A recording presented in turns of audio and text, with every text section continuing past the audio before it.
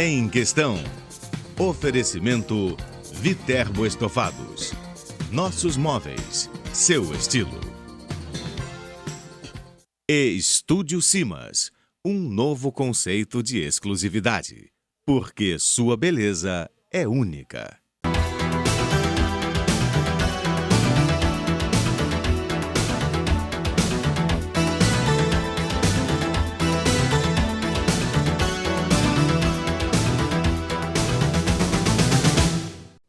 Bronquite, rinite, sinusite, asma, gripe, resfriado, faringite, enfisema, tuberculose, pneumonia. Parece música dos Titãs, mas são apenas exemplos de doenças respiratórias. Isso porque o tema de hoje em questão é o programa Respira Petrópolis. O nosso convidado é o coordenador do programa, Marcos Conde, que é mestre e doutor em pneumologia pela UFRJ e professor convidado da FMPFASE. Muito bem-vindo, doutor. Muito obrigado, boa tarde. Além dessas doenças, ainda existem muitas outras, né? É verdade. Você deu um exemplo de um número grande de doenças, mas grande na lista, mas pequeno no número total, entre a porcentagem total de casos de doenças respiratórias. Quais são as mais prevalentes na nossa população? Olha, você citou algumas delas, né? As mais comuns são as infecções respiratórias secundárias a vírus, como resfriados e gripes, a doença pulmonar obstrutiva crônica, que é a sigla que engloba o enfisema e a bronquite crônica obstrutiva, a asma brônquica e a tuberculose. Acho que essas são as principais. A pneumonia também é comum, mas a gente pode botar a pneumonia no grupo das doenças infecciosas, junto com a tuberculose.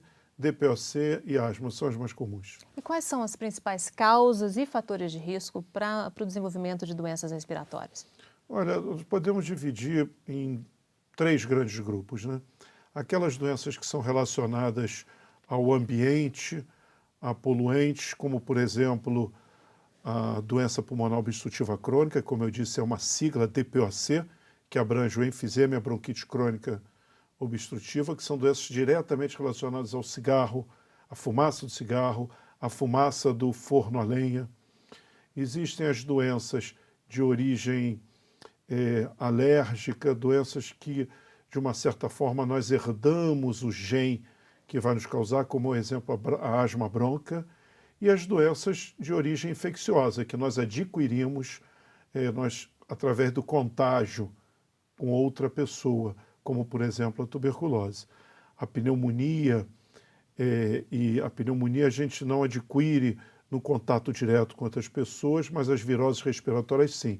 Então esses são os 3 grandes grupos, aquelas por poluentes, aquelas por agentes infecciosos e aquelas que vêm da nossa genética, né? O senhor falou aí do forno a lenha, aí me veio aqui na cabeça aquele churrasco que de final de semana, todo final de semana, ficar ali diante daquela fumaça é prejudicial também? É prejudicial sim, mas não é comparável com o forno a lenha. Uhum. O churrasco, a gente não come churrasco todo dia, né? Uhum. Mas se a pessoa realmente que trabalha com churrasco no carvão e fica aspirando aquela fumaça, realmente ela pode ter algum tipo de problema, mas deveria usar uma máscara, alguma coisa assim? Talvez se ela ficasse diretamente com o rosto ali dentro, mas o maior problema do churrasco não é nem a fumaça, é o fato daquela forma de cozimento da carne, aquilo torna a carne pode causar alguns problemas de saúde, sobretudo ao esôfago e ao estômago. Qual é o impacto das doenças respiratórias no sistema de saúde? É enorme.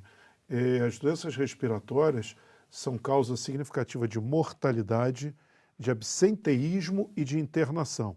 Além do mais, é a terceira maior causa de consultas, tanto em ambulatórios quanto em consultórios.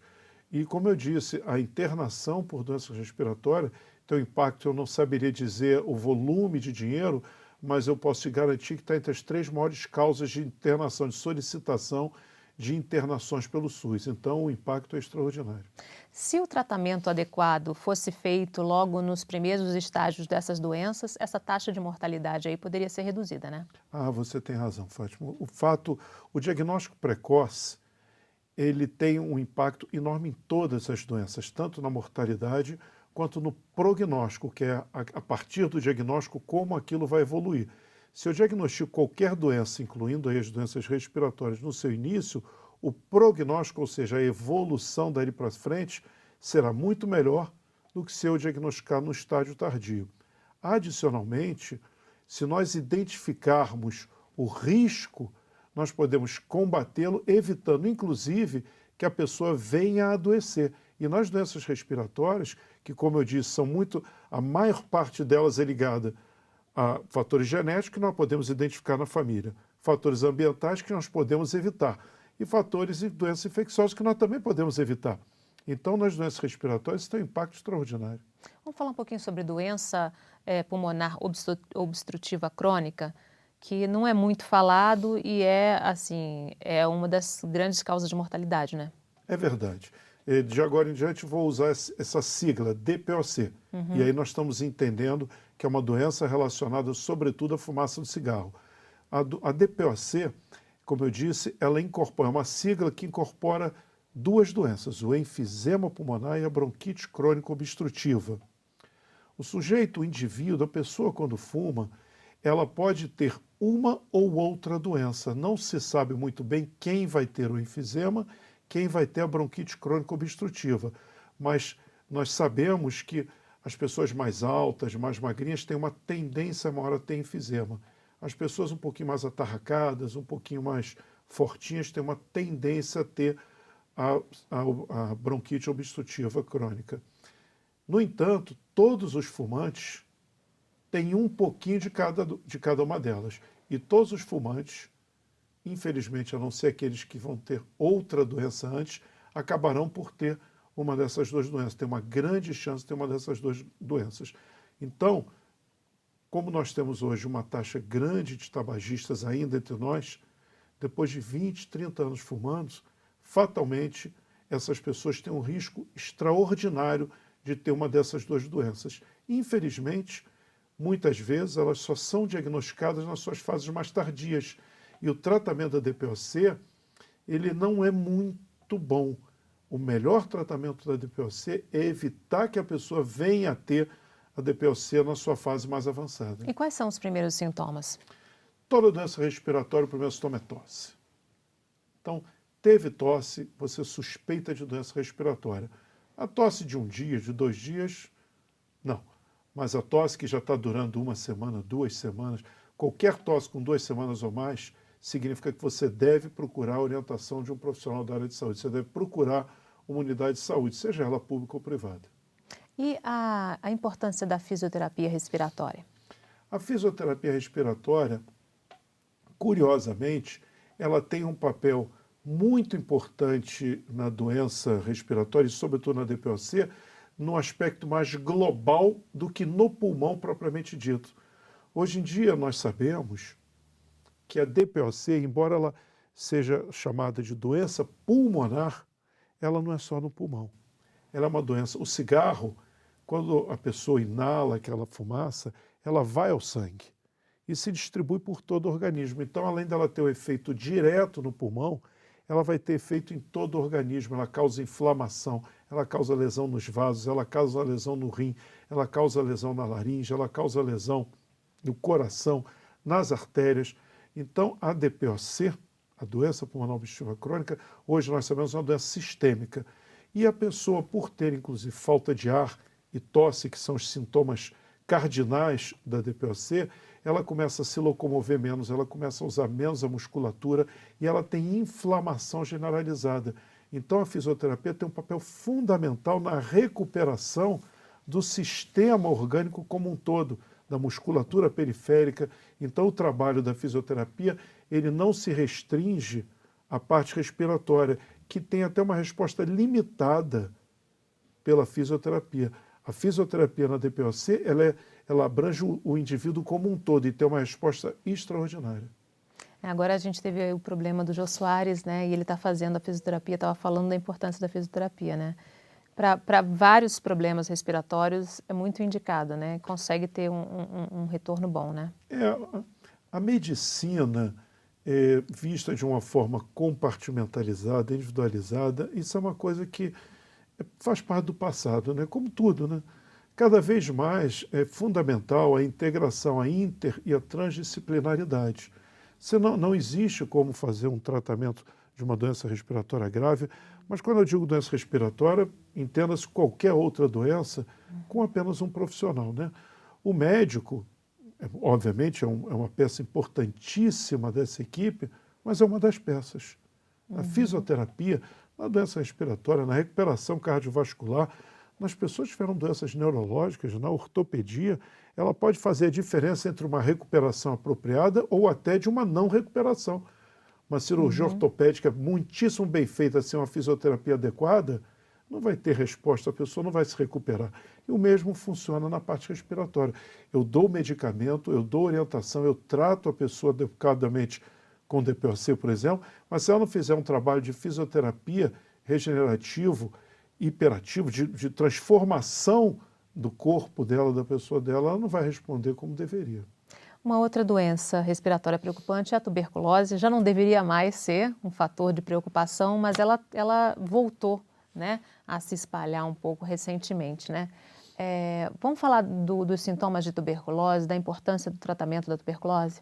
Bom, Fátima, eu agradeço essa pergunta. É uma pergunta importantíssima, porque, como você disse, a tuberculose ela foi muito esquecida, porque ela foi embora na maior parte dos países industrializados. No Brasil, ela não chegou aí. Mas com a coinfecção pelo vírus da imunodeficiência adquirida, né, o HIV, a AIDS, ela se tornou mais evidente, ela aumentou ainda mais o seu número no nosso país. Consequente, além disso, adicionalmente, melhor dizendo, a tuberculose é uma doença que atinge, sobretudo, conglomerados de pessoas, né? Comunidades mais carentes, que vivem nas periferias e que, infelizmente, ainda é muito comum no Brasil. A tuberculose, como toda doença respiratória, tem como sintoma cardinal a tosse.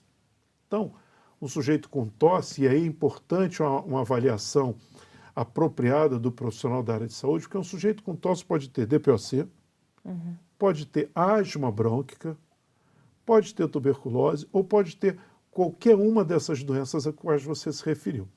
Um grande diferencial que nós utilizamos é o tempo de tosse. Então, se a tosse da pessoa tem uma semana, começou aguda, ela tem uma maior possibilidade de ser uma das doenças agudas. Uma gripe, uma pneumonia. Aí, além da tosse, ela tem febre alta, ela tem catarro amarelo, ela tem dor pelo corpo, compromete muito o organismo. No entanto, aquela tosse mais arrastadinha, que tem 3 semanas e que o indivíduo sente que não foi uma coisa aguda. Ele sente, pois é, eu comecei a tossir no primeiro dia um pouco, no segundo um pouco mais, eu tive uma febrinha baixa, não chegou a ser uma febre alta, eu estou me sentindo um pouco mais fraco, mas não estou precisando ficar de cama. Então é que nós chamamos já de uma tosse crônica com sintomas mais para o lado crônico. Aí entra esse diagnóstico diferencial da tuberculose.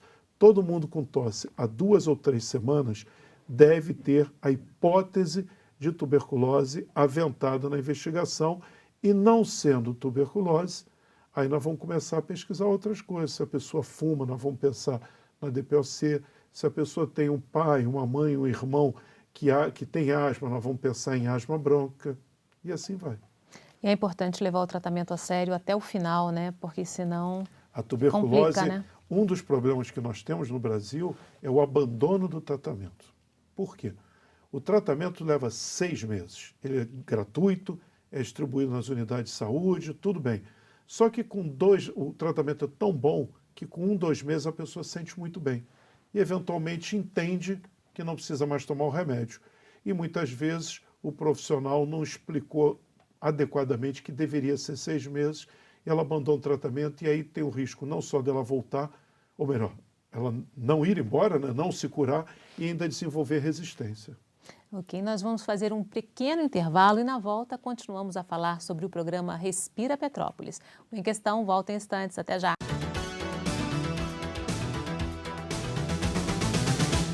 Em Questão. Oferecimento Viterbo Estofados. Nossos móveis, seu estilo. E Estúdio Simas, um novo conceito de exclusividade. Porque sua beleza é única.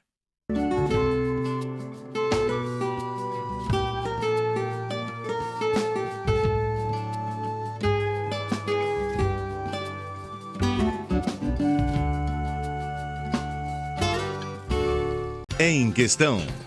Oferecimento Viterbo Estofados. Nossos móveis, seu estilo. E Estúdio Simas, um novo conceito de exclusividade. Porque sua beleza é única.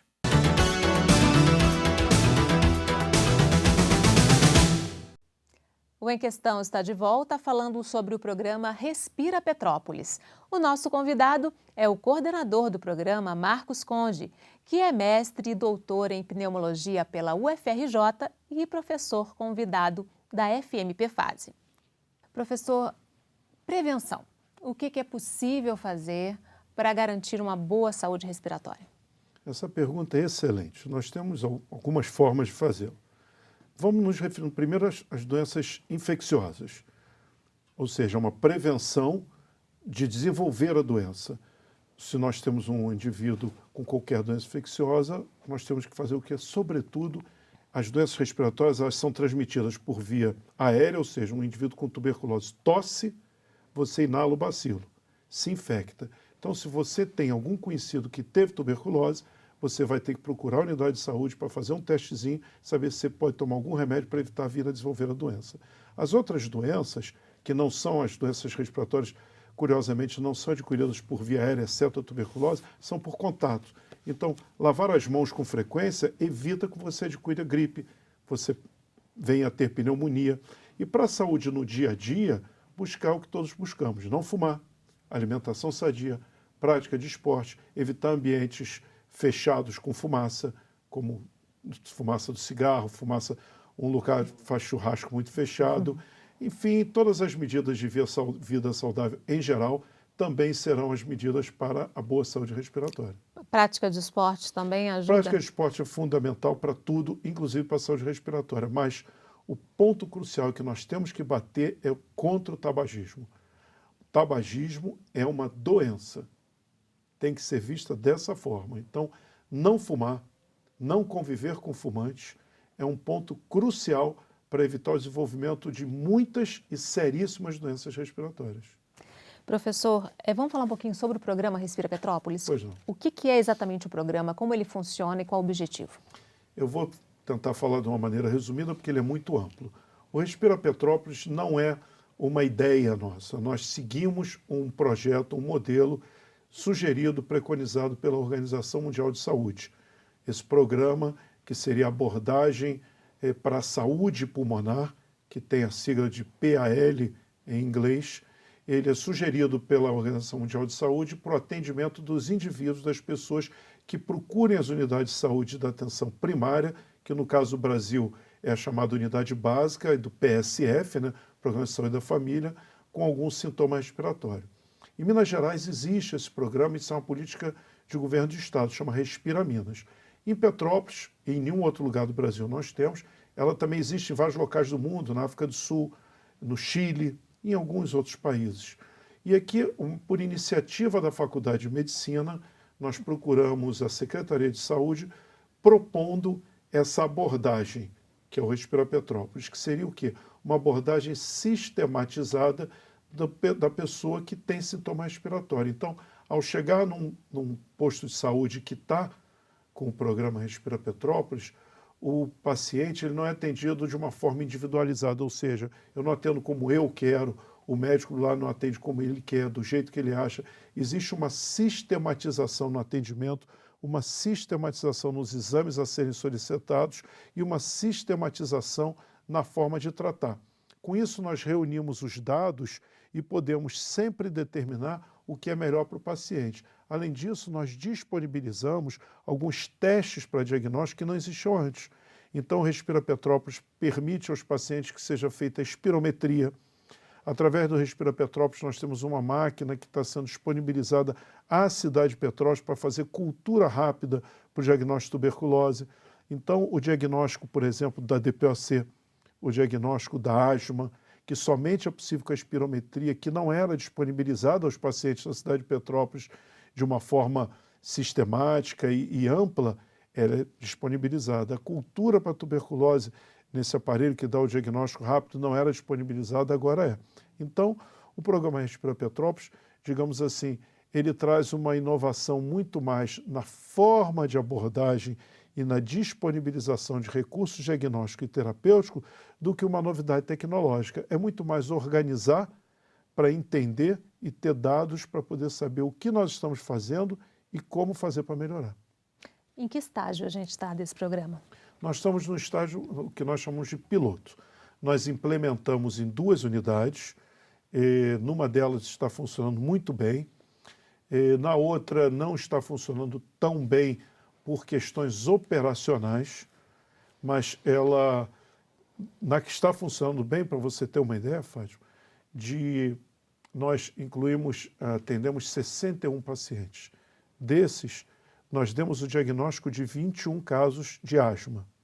Desses 21 casos de asma bronca, 12 não sabiam que tinham asma. Ou seja, essas pessoas tinham uma doença que é facilmente tratável, mas não sabiam que tinham a doença. Uhum. Dos 9 que sabiam que tinham a doença,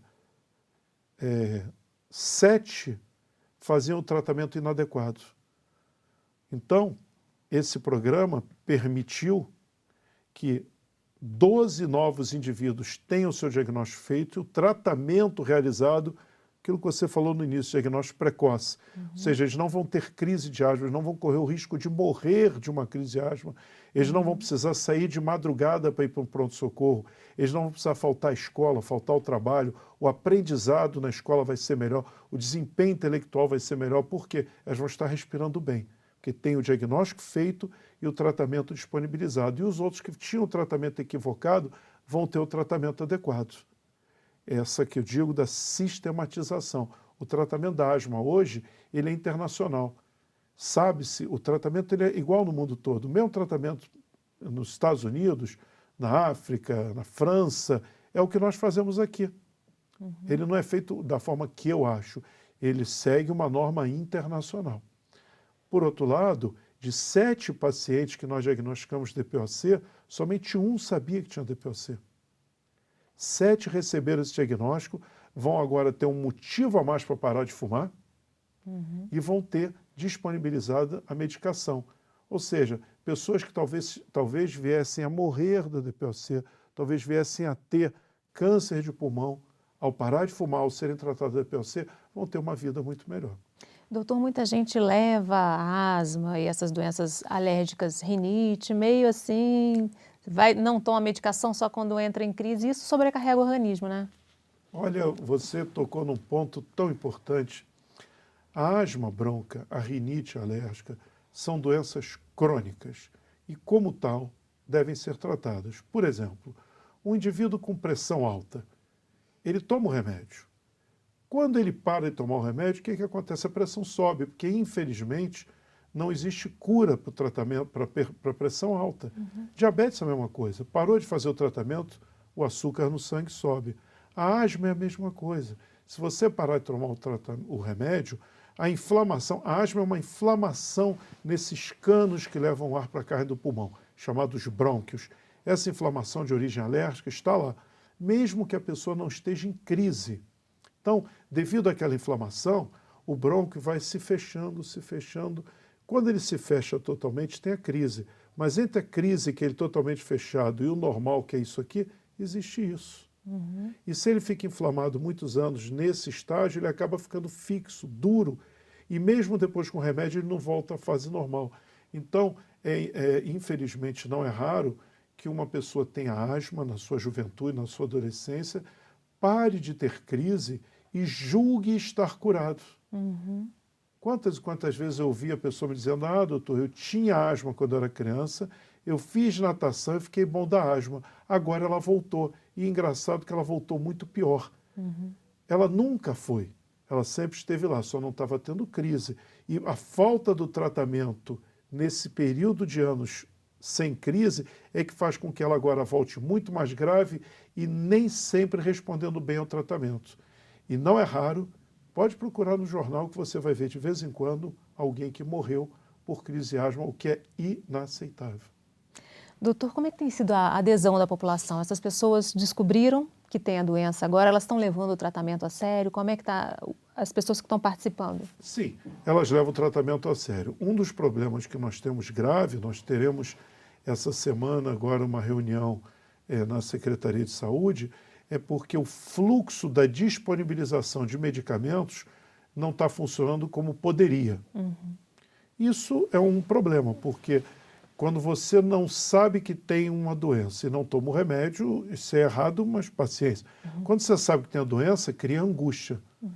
Então, só que, ainda assim, a adesão ao tratamento depende de muitas coisas. E uma dessas coisas é a disponibilidade do medicamento. Isso vinha funcionando bem, agora tem havido algum problema que certamente será resolvido, e então a população, os pacientes querem aderir, só não o fazem quando não tem a disponibilidade do remédio. Qual é a participação da enfermagem, a importância da participação da enfermagem dentro desse programa? Nossa, a enfermagem ela não é importante nesse programa, não. A enfermagem é fundamental na atenção primária. A atenção primária, ela, na verdade, isso não foi decidido agora, há mais de 40 anos, desde da Convenção de Al-Matar, em 1940 e poucos, já se sabe disso. A atenção primária é uma ação de saúde que inclui medidas de prevenção e uma série de atendimentos e ações que pertencem tanto ao médico quanto à enfermagem. Então, se pretender a atenção primária, atendimento primário, somente com o médico ou privilegiando o médico, significa que ou não se conhece a atenção primária ou vai se fazer uma atenção primária que não vai funcionar adequadamente. Então, o Respira Petrópolis ele é baseado na figura do profissional da área de saúde. E aí está incluído o médico, o enfermeiro, se possível, o fisioterapeuta e outros profissionais da área de saúde. O agente comunitário, ele faz parte. Então, o Respira Petrópolis ele se baseia no profissional da área de saúde, dos seus mais diferentes grupos, expertise e formações. E um dos objetivos é justamente a capacitação dos profissionais de saúde, né? Como é que funciona essa capacitação? Perfeito. O Respira Petrópolis ele tem essa pequena diferença para o programa da Organização Mundial de Saúde. O programa da Organização Mundial de Saúde, como disse, atende pela sigla de PAL, né? Em inglês, ele tem todos os objetivos que nós temos, todas as ações que nós temos, mas não tem esse olhar acadêmico, esse olhar de capacitação, que no nosso caso existe porque esse é um programa que está nascendo do meio acadêmico. Ele saiu da faculdade para a Secretaria Municipal, que obviamente concordou, incorporou, encampou, mas nós temos essa visão, porque é função, é missão da faculdade treinar recursos humanos, ou melhor, preparar recursos humanos e também treinar. Então, a nossa ideia nessas unidades é, como você disse, treinar, capacitar e criar novos recursos humanos, inclusive não médicos e não enfermeiros. E também uma das metas é servir de instrumento para a criação de novos métodos de diagnóstico, né? Sobretudo da validação de novos métodos. Não é raro. Agora mesmo, o Programa de Tuberculose, o Programa Nacional de Tuberculose, está implementando alguns aparelhos para diagnóstico em várias unidades. Será que vai funcionar de forma adequada no nível primário da atenção? Isso tem que ser testado, avaliado nesse local onde nós fazemos isso. Então, o Respira Petrópolis é um instrumento maravilhoso para validação de novos testes diagnósticos. Quais são os próximos passos do programa? Bom, o principal que nós queremos agora é expandir.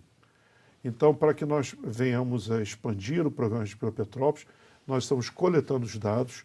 Com os dados, nós queremos provar, mostrar, demonstrar que ele é custo efetivo, ou seja, ele consome menos verba e faz mais bem à saúde da população. Gera menos internações também, né? Menos internações, menos absenteísmo, menor mortalidade, menos prescrição de medicamentos inadequados ou de forma inadequada. E com isso, conseguir provar à Secretaria Municipal da sua importância para ver se ela encampa esse programa como um programa do município, do governo, para expandir a todas as unidades. Ok, nós vamos fazer mais um rápido intervalo e na volta continuamos a falar sobre o programa Respira Petrópolis. Vem questão, volta em instantes, até já.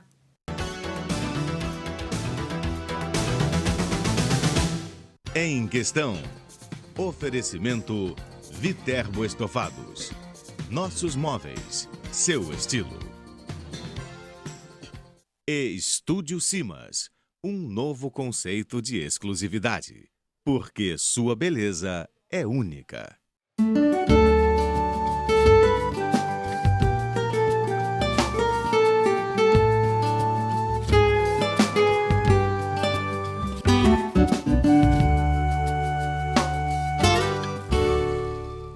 Em Questão, oferecimento Viterbo Estofados. Nossos móveis, seu estilo. E Estúdio Simas, um novo conceito de exclusividade. Porque sua beleza é única.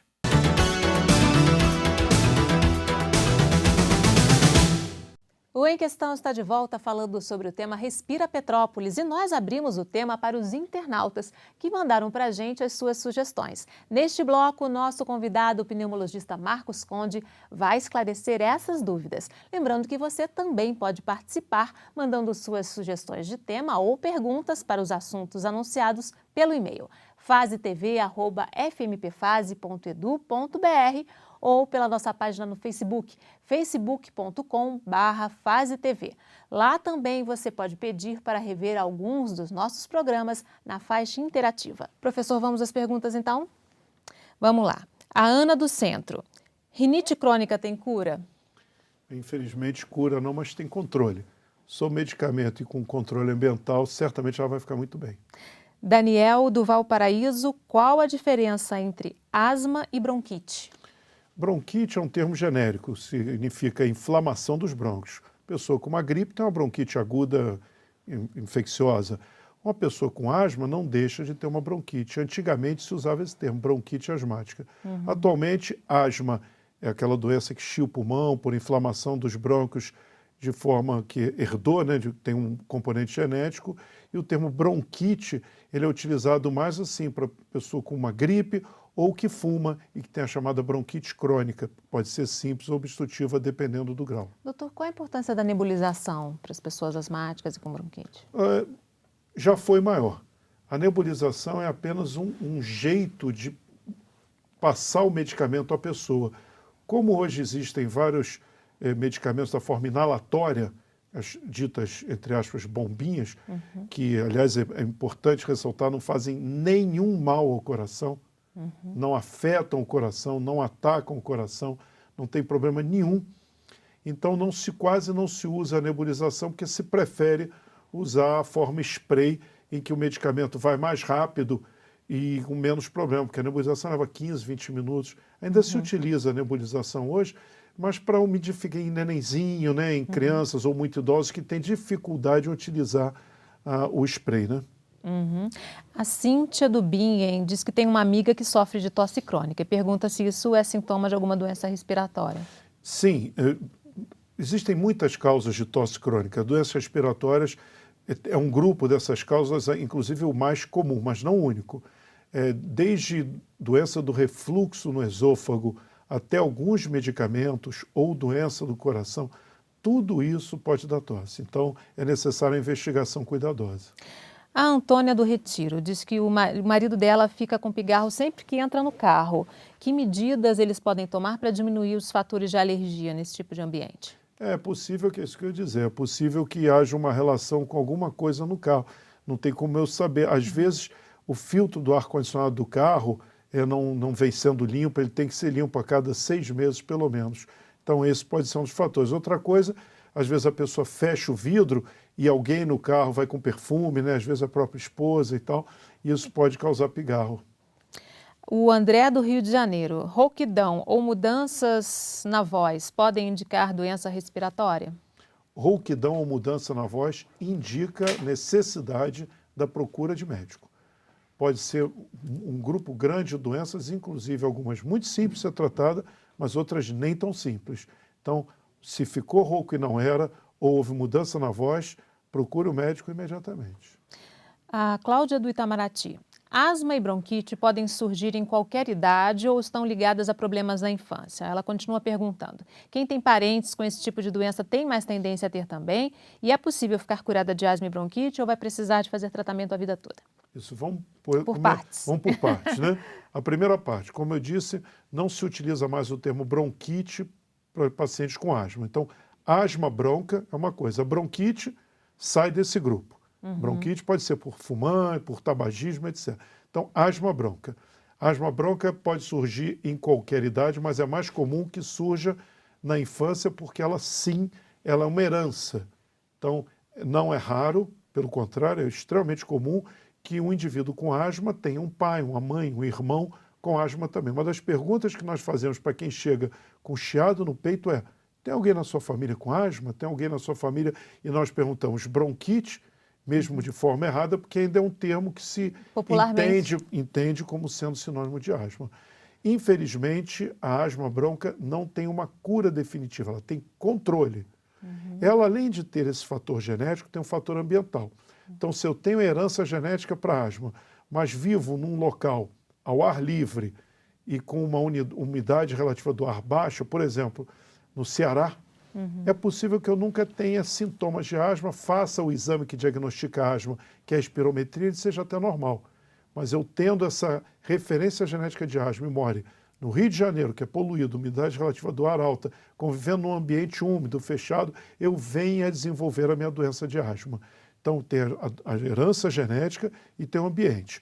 Mas cura definitiva não existe. É como uma pessoa nascer com cabelo louro. Ela pode pintar de preto, mas quando vai passando o efeito da tinta fica loura de novo. A Maria do Quitandinha, a filha dela tem rinite e entra em crise a qualquer mudança de tempo. Ela pergunta se o tratamento com vacina é realmente indicado e se é o mais eficaz. A rinite é uma doença difícil de se tratar, né? Tem a vantagem que ela é como amor, né? Maltrata, mas não mata. Então a pessoa tem essa boa coisa. No entanto, ela tem 3 componentes. O controle ambiental, que só é possível de ser feito em casa. Tem a questão da vacina, que na rinite é útil. E tem a questão do medicamento, que infelizmente também deve ser usado cronicamente. Não aquele medicamento para desentupir o nariz, mas o anti-inflamatório tópico, que certamente o médico saberá escolher qual é o mais apropriado para o caso da filha dela. Mesmo aqueles que têm corticóide pode ser usados o medicamento tópico com corticoide, ele é um excelente medicamento para rinite alérgica. E já existem vários trabalhos mostrando que o seu uso crônico não traz problema algum para o paciente. A Rita de Itaipava, por que as pessoas idosas têm mais tendência à pneumonia e nem sempre apresentam os sintomas? Ela diz que a avó dela está acamada e pergunta que cuidados ela pode ter para evitar que ela desenvolva pneumonia. Bom, isso são duas... Os extremos da vida têm maiores riscos para muitas doenças, inclusive as doenças respiratórias. Então, um nenenzinho tem mais risco de ter doença respiratória do que uma pessoa saudável de 30 anos e a pessoa mais idosa também. Porque nos dois extremos o sistema imunológico não funciona de forma ideal. Além disso, nesses dois extremos, não é raro que se tenham outras doenças. E as doenças respiratórias, elas muitas vezes são complicações de doenças. Uma das complicações mais sérias do sarampo, por exemplo, é a pneumonia. Uma das complicações mais sérias do engasgo no idoso é a pneumonia. A gripe, ela é mais grave numa criancinha, ela é mais grave no idoso. Então, a pneumonia ela é mais grave ou é mais comum no idoso em função desses aspectos que eu estou falando. Adicionalmente, não é raro que o paciente idoso, em função da doença que ele tem, permaneça mais tempo deitado, como é o caso a que ele se refere. Mais tempo deitado significa uma maior possibilidade de aspirar saliva para dentro do pulmão. Aspirar alimentos para dentro do pulmão. E, além de tudo, o pulmão, quando nós andamos, nos mobilizamos, nós mobilizamos a secreção do pulmão. Quando levanta, deita, anda. Uma pessoa deitada o tempo todo, a secreção se acumula numa só posição, aumentando o risco, infelizmente. Assim como a água parada da mosquito, secreção parada da infecção. Então, para evitar, última parte da pergunta, para diminuir o risco de infecções ou de pneumonia nela, mudar o decúbito, mudar a posição várias vezes ao dia. Bota de lado, bota para o outro lado, bota sentadinha. Essa mudança é muito importante. Segundo, evitar ou, se possível, abolir a alimentação com ela deitada. Então, a alimentação, mesmo que seja aguinha com canudinho, sempre com a pessoa sentada, porque diminui o risco do líquido cair para dentro do pulmão, ao invés do sistema digestivo, que é o local para o qual ele deve ir. Exercício respiratório também é bom nesse caso, doutor? O exercício respiratório, ele vai ser bom, porque é impossível você fazer exercício respiratório com a pessoa na mesma posição deitada. Então, vai fazer parte do exercício respiratório a mobilização. A fisioterapia respiratória nesses pacientes tem um efeito espetacular. Mas a fisioterapia não vai se restringir, diferentemente do que se pensa, a soprar esse ou aquele aparelho. Vai fazer parte da fisioterapia todo esse arsenal ao qual eu me referi anteriormente, com mudança de decúbitos, etc. A Alexandra do Valparaíso, por que quem infarta tosse muito? A tosse, como eu disse, ela, na maioria das vezes, é secundária ao problema respiratório, mas não exclusivamente ao problema respiratório. Um paciente com infarto que tiver uma falência do coração terá um acúmulo de água no pulmão, podendo dar tosse. Existem alguns medicamentos que se usa para pressão alta, que não é raro também um indivíduo ter tido um infarto e a pressão alta, que causam tosse. Então, eu não sei se o infarto causa tosse, mas algumas circunstâncias que podem acompanhar o infarto podem causar tosse. Doutor, e que aspectos a gente deve ficar atento para saber se a gente pode estar com algum problema respiratório? Assim? Que sinais a gente deve prestar atenção? O sinal cardinal, como eu disse, é tosse. Tosse e falta de ar. Né? Eu chamo a atenção, vou finalizar com uma frase que eu ouço dos pacientes e que eu queria corrigir. Eu pergunto para o paciente, só tem tosse? E ele me diz, só aquela normal. Então a minha frase é essa, não existe tosse normal. Tosse é sinônimo de algum problema, seja ele de origem respiratória, ou mais comum, ou outro. Não é exclusivo do respiratório, mas se você tem tosse há 2 semanas ou mais, procure um médico e se você fizer parte da população que tem direito ao Respira Petrópolis, procure o Respira Petrópolis. Ok, infelizmente nosso tempo acabou. Eu agradeço a participação do pneumologista Marcos Conde e a gente tem um encontro marcado no próximo Em Questão. Espero você até lá.